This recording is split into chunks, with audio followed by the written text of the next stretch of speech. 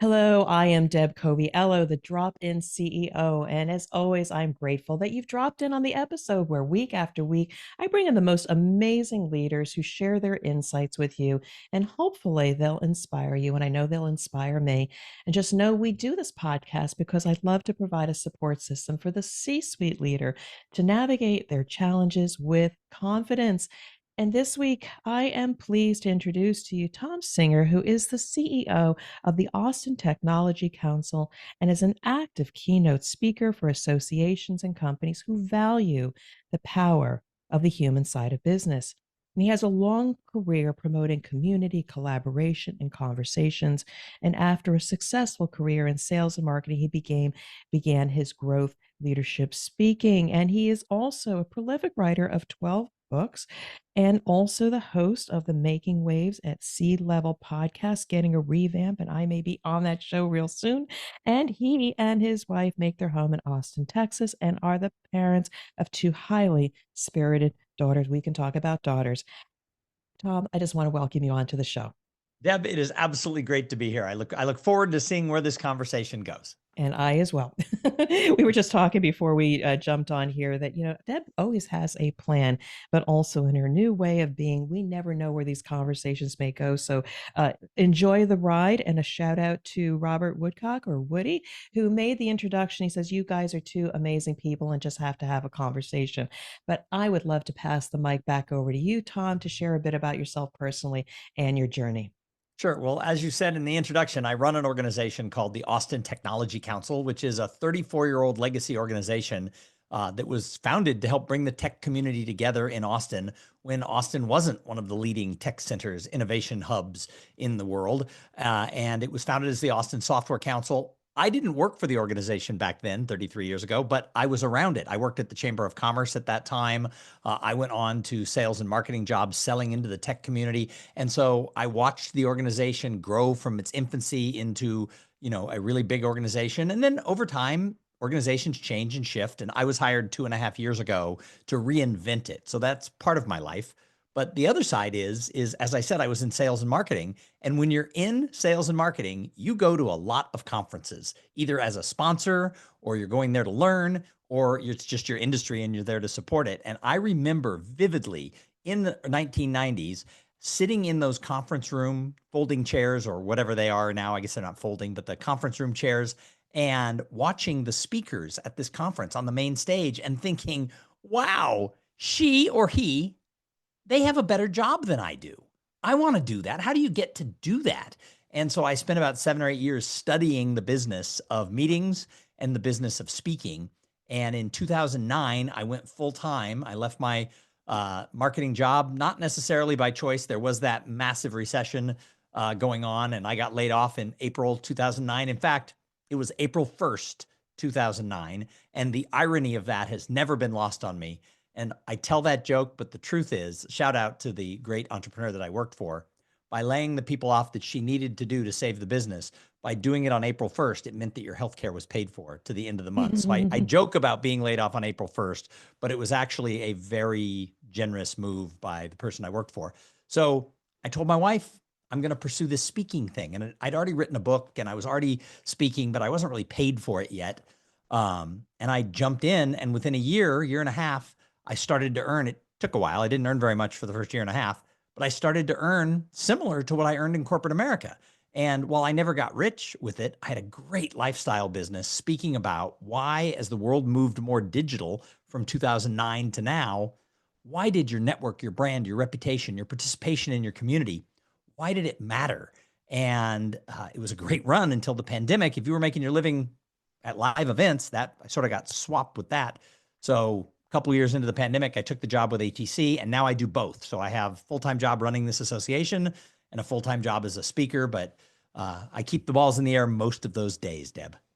And I think everybody needs to these days. You cannot rely on one source of income. Again, as loyal as you might be, and they may be loyal to you, things happen. Yes. April 1st, 2009, things happen. So we have to have a plan A, B, C, and D. And sometimes people have six or seven streams of revenue. Again, we are a diverse people. We're not just talented here. We are parents. We are community leaders. Those are all jobs. Well, and fortunately, I'm now the parent of two, yes, highly spirited daughters, but also adult daughters. My favorite part of parenthood is adult children who pay their own way in the world, who have significant others who you absolutely adore. We hit the lotto with my son-in-law, and then my younger daughter has a long-term boyfriend, and they're probably headed that direction, but I don't put words in their mouth. But they are the two nicest guys you could ever ask for in the whole world to be with your daughters. And so we went from a family of four to pretty much a solid family of six. But they don't live here, so I can work a lot, and my wife works a lot, and we can balance things because we don't have that day-to-day childcare issue anymore. It's a beautiful transition in one's life. I have three adult children, one boomerang back for grad school, but again, she's essentially not here. And I share that blessing when they have significant others in their life that you see them moving down a path. But I would love to go after what do you mean by highly spirited daughters? Because I have a daughter and I am a daughter. What do you mean by highly spirited? Let's go there a bit. So, my youngest daughter told me I forget the story, and she probably wouldn't want me to tell you all if I remembered it anyway. But I was questioning her on something that she was doing because you're not a parent when they're 23, you're a guide. And I was giving her guidance at some point, and she said, I was talking about her and her sister, because she said, well, this is what happens to you when you raise women to be strong-willed and independent. Oh, I know it was because they weren't coming home at the holidays or something like that. She goes, this is what happens when you raise women to be strong-willed. We go out and live our lives. She goes, you always said, go live your life. That's what I'm doing. And so I say that they're very highly spirited and they make their own ways. The youngest one is an environmental biologist working in environmentalism and has a fellowship with a big environmental foundation coming up for the next year. And the older one is an adventure travel blogger. And so they both do their things. Oh my God. Okay. Well, again, for another time, we'll talk about daughters. But I too believe that it's okay. I'll just like put in my 2 cents. It's okay when my daughter has a tantrum or she shows her emotions because I think that's just her externalizing her interaction and relationship with the world.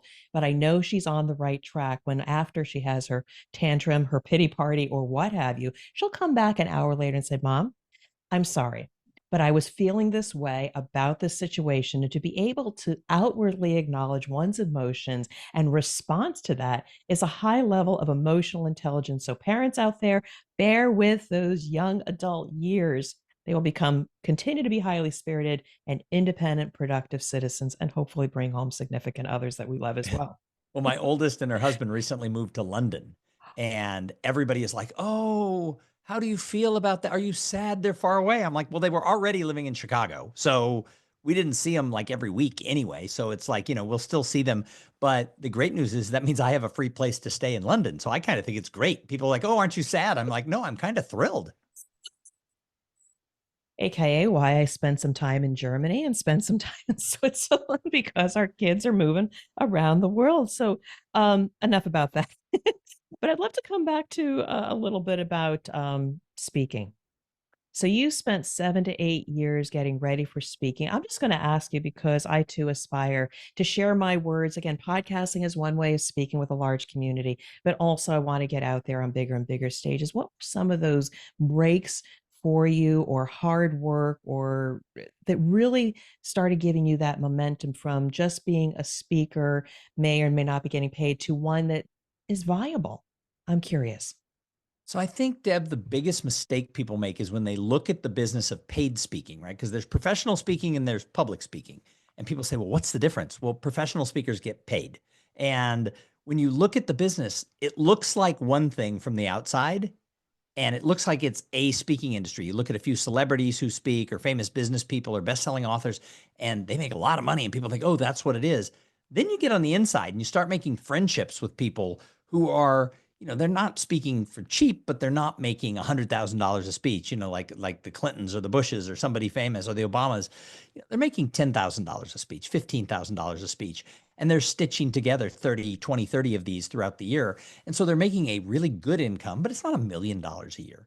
And you start watching what they're doing, how they do it, how they market themselves. And I tell everybody that the secret sauce to the business of professional speaking is to have a lot of speaker friends. And I don't mean just people you kind of know. I mean, you don't have plans for Thanksgiving and they find out your daughters are going to be traveling together to Norway and they invite you and your wife to their home for Thanksgiving.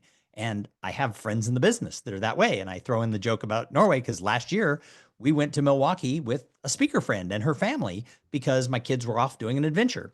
So you need to have, because here's the thing, if you have a lot of friends who are getting paid, not coaches who you pay, not people who used to speak, not people who you just know because you watch their, YouTube channel, but people who invite you to their home, people who you share things with, people can't help it. Success leaves clues. And this is true, I think, for every industry.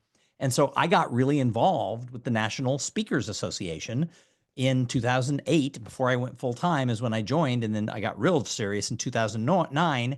And I've been involved with my local chapter. I've been involved at a national level.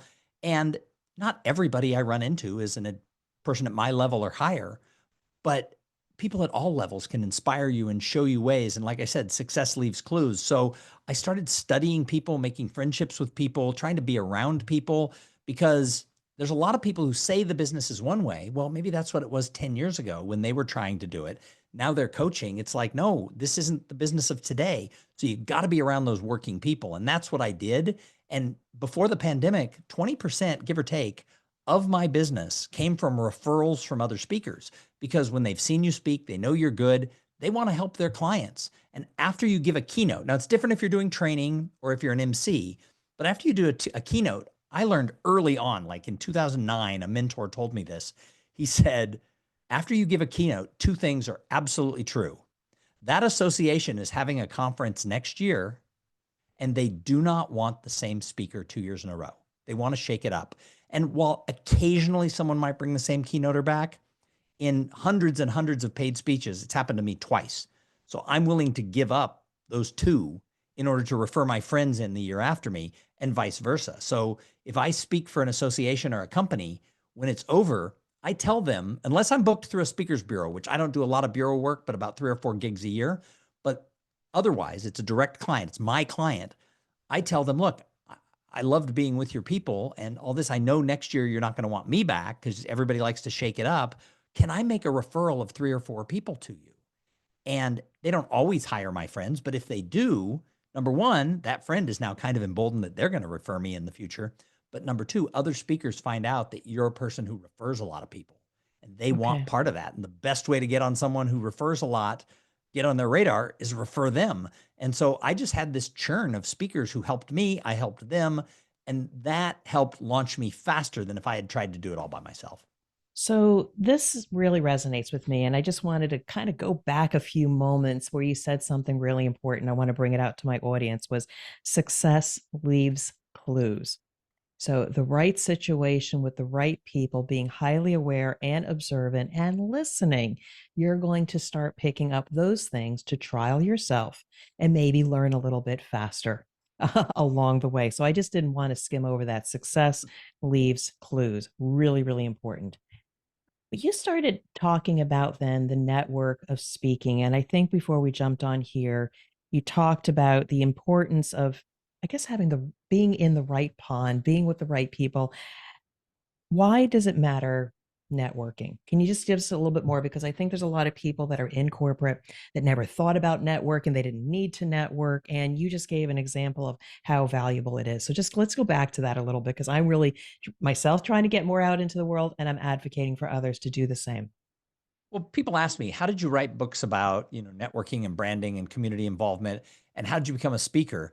Well, back when I was in sales and marketing, I was really involved. I was selling to the tech company in Austin, but this tech community, excuse me, in Austin, but this is when the tech community was just burgeoning. So it was exciting. People like to build things. People want to be part of what's being built. So it was a really tight knit community. Plus it was smaller. The city of Austin was 1/3 the size that it is now. So you could kind of know everybody. So I was really well networked. I was quoted once in like 2002 or 2003 in the Austin Business Journal saying that in Austin, you can have a 3 name tag day which meant you could go to planned events where they slap a name tag on you for breakfast, lunch, and happy hour. And that was just the culture of the town. So I grew up in a town that was very networking focused, more so than other towns. And so it just became part of who I was. But working in sales and marketing in a town that's around tech, so you have good years, bad years, the ups and downs of the economy. I got laid off 4 times over about 12 years. I was never fired. It was never my fault. I always had good numbers in my sales and my marketing efforts. But companies either pulled out of Austin or went out of business altogether. And some people could say, well, you can sure pick them, Tom, but it's because I also have this entrepreneurial thing. So I want to go into somewhere where they're building and trying and pushing the envelope. So that sets you up for the fact that a company could go away or close an office. And every time it happened, I had a new job within about 2 weeks, and I barely ever made an outbound call. And what happened is people started saying, Tom is the only person I know who gets laid off up, meaning I'd get laid off and a better job would come my way right away. And so people started asking me about it. And about the time I went to work for a law firm as their marketing director, the managing partner said, you're really good at this. You're really well connected in the community. It's why we hired you. The lawyers aren't really good at showing up and networking and making small talk and caring about people and just helping others for no reason. He goes, I want you to create a class for the lawyers on how to network. And I literally thought, oh God, they're going to hate this. And I thought, I'd only worked there a month. I thought they're gonna just turn on me. They're gonna hate this. And after the end of a 90-minute seminar on, I think I was really creative. I called it Networking 101 for Lawyers. Not the catchiest title in the world, but it was mandatory. They had to come. So who needed a catchy title? One of the partners who I barely knew raised his hand, and I've told him this story. And I said, Ronnie, and he goes, I have a complaint. And I literally thought, so this is how we do it in a law firm. You have a complaint about the last 90 minutes and you're going to throw me under the bus in front of everybody. And I kind of gripped the chair where I was standing. I go, okay. And he goes, this was the best training I've ever been to that was non-legal topics. It was the best sort of business development topic I've ever seen in 15 years as a lawyer. And he goes, this shouldn't be a one-time thing. This should be quarterly. And he goes, and in fact, I'm going to call all the other offices in the firm, and there were 10. And all of a sudden I was traveling, teaching the lawyers all over the country, how to network, how to be involved in the community, how to make people feel seen. And that led to those lawyers saying, hey, could we give Tom to one of our clients? They're having a team meeting. I think my client would like this. So I started doing that. And it went from, I lived this as my life to all of a sudden, without really thinking it through, I was teaching it. And I remember I was in Washington, D.C. at a big technology conference. The president of the CEO of the company comes up to me afterwards and he goes, why were you here? And I'm like, well, your lawyer from the office that I work for, the firm, the DC office, he's on your board and you wanted another keynote, but your budget was tight. And he gave me he goes, Tom, I know why you were here. He goes, why do you work for the lawyers? And I go, oh, I'm the marketing guy. Here's what I do. And he goes, why don't you just do this? He goes, we paid the other speaker, I don't remember the number, but call it $7,500. He goes, I bet you make that amount every 2 weeks. And I remember going like, okay, carry the one, carry the two. And I was like, yeah, that's about right. And he goes, I would have paid you that for an hour. And he goes, why don't you just do 2 of those a month and you'll make what you're making? And I'm like, I think you have to be famous. And he said, that's not true. And I always remember this. And I wish I could remember his name. I'd have to go back and find who the company was. But he said, my ex-brother-in-law was a member of the National Speakers Association. Go look it up. And this is still, the internet existed, but not so much. I mean, this is like, early 2000 maybe. And I found it. And so I just started attending and learning and stuff like that. And I found that if it worked in other industries, if it worked for lawyers, it was going to work for speakers. And so that's how I sort of got into it. It was my lifestyle. Networking wasn't a verb for me. I didn't go networking. I lived it. And by living it, it led me to all these opportunities. And those opportunities led me to the speaking, which was another opportunity, which led to my whole career. You know what I really love about this, and this is so appropriate for myself because I know what I'm doing. I know what I'm good at, whether I drop into a company or you and I are having a conversation podcasting. And I have been told by a lot of people, Deb, you're very good at it. And it has led me to being a master of ceremonies. It has led me to several panel discussions. And so maybe that's the universe saying, Deb, you're good at it. go with it and let the opportunities present themselves, because so many people out there, again, I'm talking to you audience, wake up, I'm talking to you. Sometimes you sell yourself short because, well, I've never done that before. But listen to what people give you compliments on, and that might be a signal. Either jump ship and do something else, or start cultivating that other talent, because something that's so easy for you, to your point, networking for lawyers was hard. You may open a whole new category, a whole new opportunity for yourself to make an impact on the world. Amazing. Now, you are so full of topics, and I'm really excited about this one. But one of the things you say that you talk a lot about, especially from your experience in corporate, is the human side of business. So I'd love for you to share a few of your insights, because again, you're probably singing to the choir about what I talk about. So, what are your insights in this area? So this has basically been my main topic now for 18 years or whatever the number is. And it's all about human connection and why all opportunities in life come from people. So it doesn't matter what you do. If you look at how did I get the opportunity that I'm living right now, there was probably some sort of a connection to people, whether it was a direct networking connection or someone took a chance on you. I talk to people all the time who I go, how'd you get in this industry? And they go, I had no qualifications, but the HR director saw something in me and hired me anyway. So that person gave you the opportunity. So that's what that's sort of what I was speaking about. And it's morphed over the years because society has changed. I started speaking on this before social media was really a thing. I mean, if you think about it, 2008, 2009, we're just getting introduced to the iPhone, which means we were just introduced to Facebook and Twitter and all these things. And my belief was these tools were fantastic ways to cultivate relationships, to reach new audiences. However, they didn't replace the human connection. And I fought against all of these speakers who were out there going, all you need is Twitter and Facebook. You'll never have to go to a networking event again. And it wasn't true. But people were getting paid a lot more than I was to talk about how you could tweet your way to millions of dollars. And for me, the attitude always was that, look, relationships aren't a like, a link, a share, or a follow. And so I really believed sort of in that message, and I just pushed through on it, right? It was just, that was really the point of everything that I did. So it's morphed over the years. I now call it human interaction, HI, in an AI driven world. And it's given my speaking career kind of a new boost, right? It's after coming out of the pandemic, just talking about networking or human connection was fine, and people cared about it, especially coming out of lockdown. But we hadn't seen the pendulum shift as much as we thought, right? Everybody liked remote work. Everybody prefers Zoom. So although my topic was important and philosophically people agreed, it was like now all of a sudden by renaming it and reshaping it, I'm a huge fan of AI. I was using ChatGPT the week after it was announced. I'm a big believer that we're going to have not just uh, GPTs and not just AI, but quantum computing and other technologies that are coming so fast. The world is going to change more in the next 5 to 10 years than it has in the last 50 or 60 years. Just everything we do about business, in life. And so I believe your secret weapon, no matter what you do for a living, is going to be the connections you have, the reputation that you have, and that people know you, they like you, and they trust you. And it's going to be more important than ever because all information is now at our fingertips, and pretty soon it's going to be, probably embedded into our brains. So just because somebody has a better degree doesn't make them any more impressive or smart nowadays, because very quickly you can learn whatever you need to do.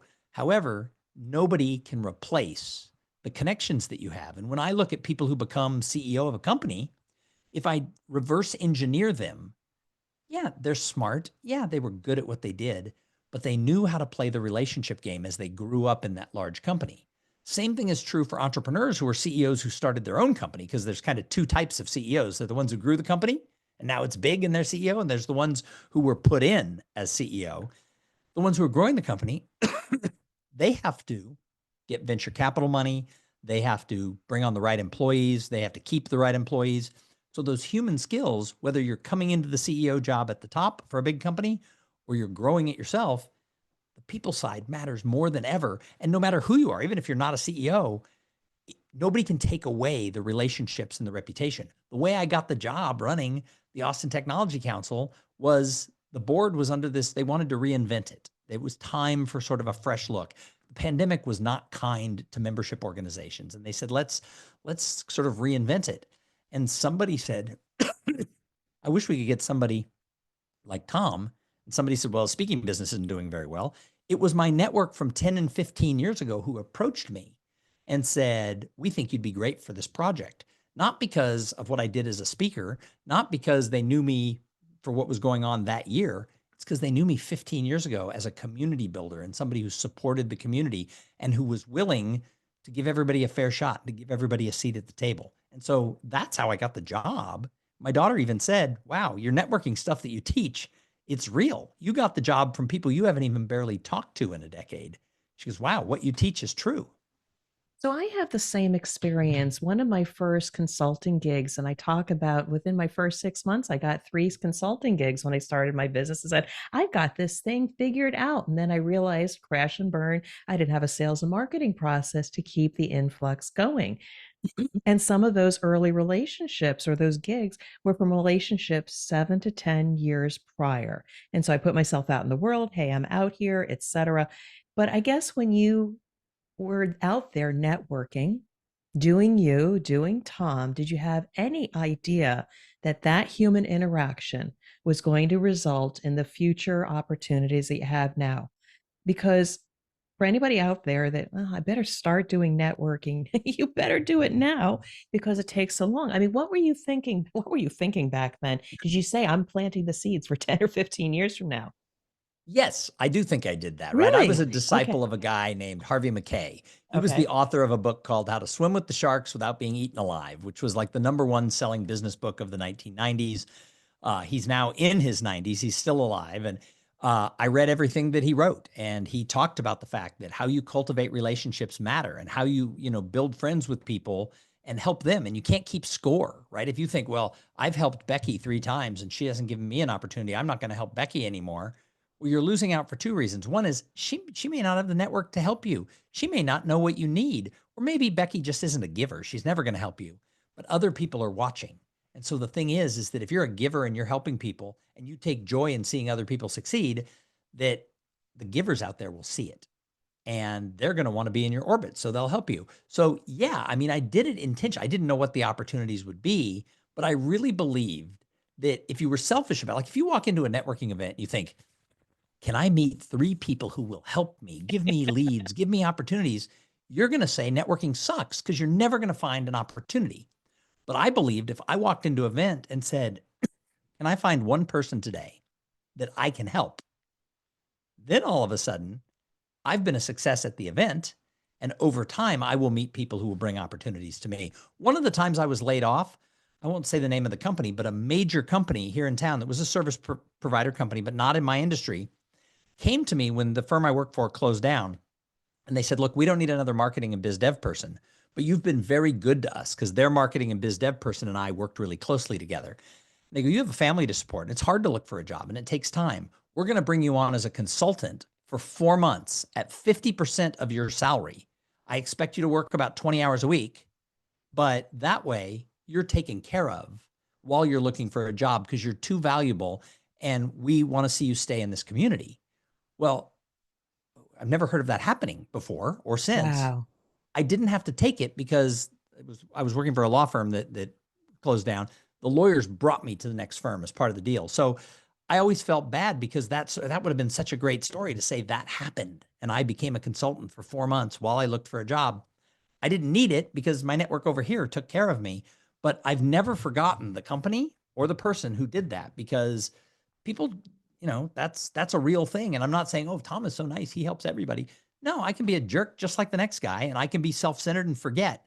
But if in general you go out into your community and realize that by being supportive of others and not just, we live in a world where look at social media, right? Everybody's like, look at me, I wrote a book, I did this, I did that, my company did this, we're hosting this. Once in a while, you should stop and praise other people. And every Saturday, I do a thing on LinkedIn called Cool Things My Friends Do. And every Saturday, I write an article about a friend who wrote a book, is hosting a conference, won an award, was honored for something. And there's two things about it. One is it's just my way of reminding social media isn't the Tom show every single day. But the other thing, the other reason is all week long, I need to be watching who's doing something cool.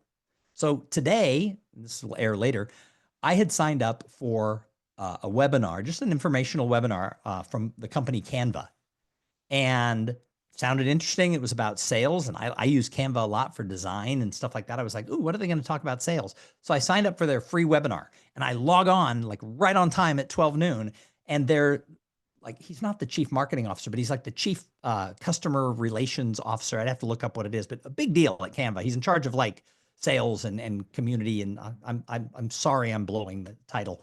It was one of my college fraternity brothers. Now I knew he worked for Canva and I knew he had a big role, but I didn't realize he was heading up the webinar that I was going to be sitting on. He was interviewing 3 other people from like Salesforce and some other companies. And I literally sat there. I like took a picture of the screen and posted it on my college fraternity's little behind the scenes Facebook thing going, when you go to an event and Rob is hosting it. And I just made some like fun jokes like friends would do, but I don't keep in touch with him. I don't talk to he's, we went to college together and we were friends, but you don't keep in touch with everybody. But this weekend I thought, how cool is that? So I don't know if that'll be what it is, but I put it in my notes for cool things my friends do because I took a picture of him hosting the thing. That might be what I talk about on Saturday, but it means all week I have to be looking for what's something cool, and cool is a nice broad term, so that can be anything that my friends do. And I try to tell other people, when's the last time, and this is true for CEOs, when's the last time you or your company's social media praised somebody other than you, your employees, or your company? Are you praising vendors? Sometimes it's worthy to praise a competitor. I know somebody who their competitor just won a big award and they put a thing out on social media congratulating them. Nobody loses when you do that. And so I'm rambling here, but that's my belief, is that it can't just be all about us or we don't have community. Yeah, and again, that comes back around to the human side of business or human interaction. It doesn't always have to be a transaction, but just recognizing the humanity of all of us, whether we're doing something for Canva, community service, or seeing somebody on Facebook. You never know. Lives have been reconnected just because of Facebook, because it triggers memories of maybe better times or fond memories, or we have a shared tragedy or something like that. That connection comes back around. And again, you've given me hope and affirmation that all this networking I'm doing, even the podcast and meeting somebody like you never know how this is going to come back and serve one of us. So, amazing conversation. But unfortunately, I do need to bring it to a close. But I would love to pass the mic over to you one more time, Thom, to share any last thoughts for our audience or ways people can engage with you. I know your audience is for CEOs and aspiring CEOs. So here's the thing. At the end of the day, how do you want to be remembered by all the people who worked for you and all the people who were clients of your company? And if the answer is, I want to be known as the guy who made the most money, I want to be dancing around on stage wielding things because I'm rich, that's awesome. That is, I don't fault people for being money motivated. I kind of wish I was more money motivated. I don't fault that. However, if your answer is, no, I want to be seen as somebody who uplifted people around me, who created opportunities, well, are you living by that? When's the last time you lifted somebody else? When's the last time you promoted somebody else? And you can't expect that your company and your employees are going to be that way if it's not coming from the C-suite. So what I would say is, if you're the CEO, hold your C-suite, your senior reports, accountable that they're uplifting people, not downgrading people. And that'll trickle all the way down your company. And if you create a culture where people feel uplifted and they feel free to uplift others, people are going to want to work there. It makes your recruiting a lot easier, but also happy employees who feel seen are probably the best advertisement for a company in today's world. And so, realize that if you're the CEO, you can't expect anyone in your organization to be better if you're not leading by example. Mm. Such amazing insights, Thom. And again, I am grateful for the network of Woody introducing us and just bringing amazing conversation here and bringing hope to a lot of people that through simple human interaction, networking, and just creating that connection, you never know where by doing good, good will happen to you as well.